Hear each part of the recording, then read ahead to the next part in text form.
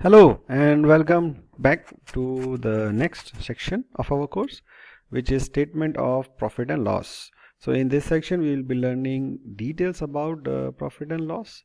I'm very excited to go through this section because this is very important to understand the financial performance of any company.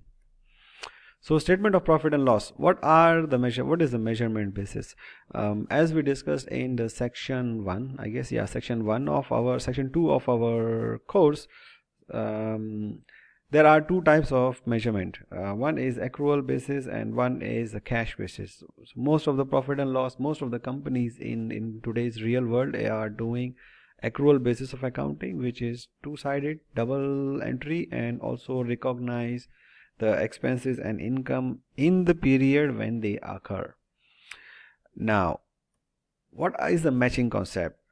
Matching concept means that you are going to recognize expenses to the extent it is related to the revenue this year or revenue this month or whatever is the reporting period.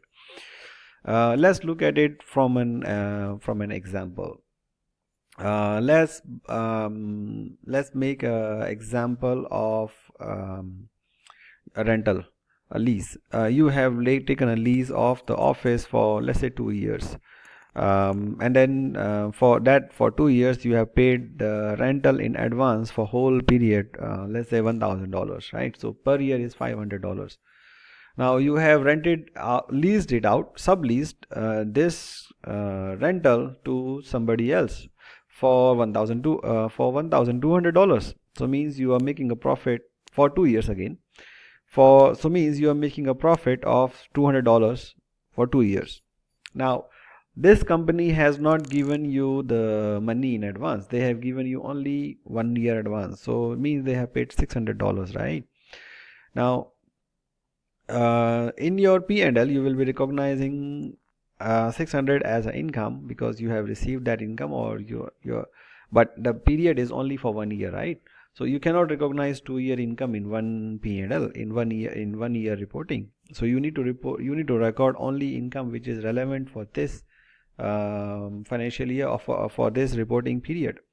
Now the expenses related to this, you have paid rental for 2 years, which means you can recognize 2 years, but the income which you are recognizing is only for 1 year. So what you should be doing and what is normally done is we divide the expenses and say, okay, we are going to record only half of it. We're going to record only 1 year rental, which is 500. So means that in this financial year we are reporting income of 600 minus 500, $1,100.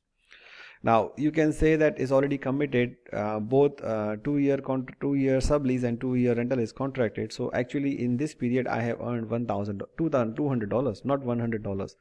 But in this financial year, this reporting period, the relevant income is only for 1 year. If you are recording the even though confirmed income of future years, is gonna distort the financial position, or next year you will not be recognizing any income. To avoid that, and also distort the comparability from year to year or comparability with other companies. So to that, we follow matching concept in both the scenarios to report the revenue and expenses to the period to which in the financial in accordance with the reporting period. If it's for 1 year, we report 1 year. If it's for 1 month, we report 1 month, even though we paid or we committed for 1 year or 10 years. Another concept is that if you record the income in this reporting period, you should recognize the expense also related to this in this reporting period, not in the next reporting period. So that is also called matching concept, matching of revenue to the expenses. Whatever expenses you have incurred or you're supposed to incur to generate the revenue that you are going to report in the financial statements, you should be recognizing the expenses as well in the financial statements. So that is about the matching concept. Now what is the frequency of the profit and loss? Well, for most of the time, if it's not a listed company, there is no requirement to generate monthly or quarterly financial statements. You can record it every year.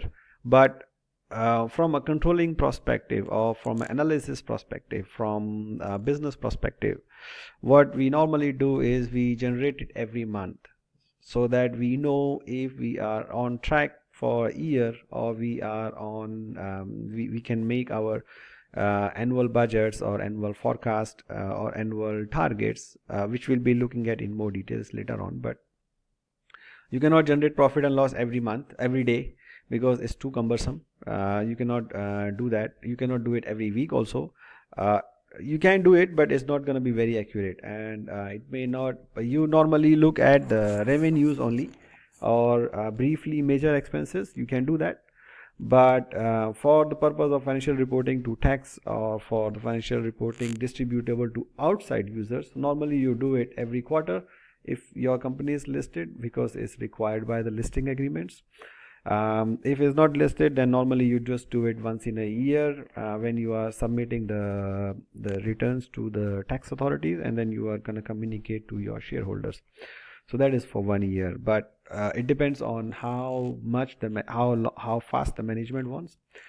Now the major contents of the P&L are total revenue, cost of sales, other expenses, and then comprehensive income.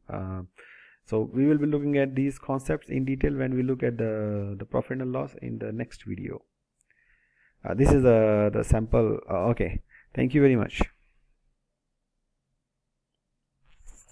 We'll be look at it in details in the next video.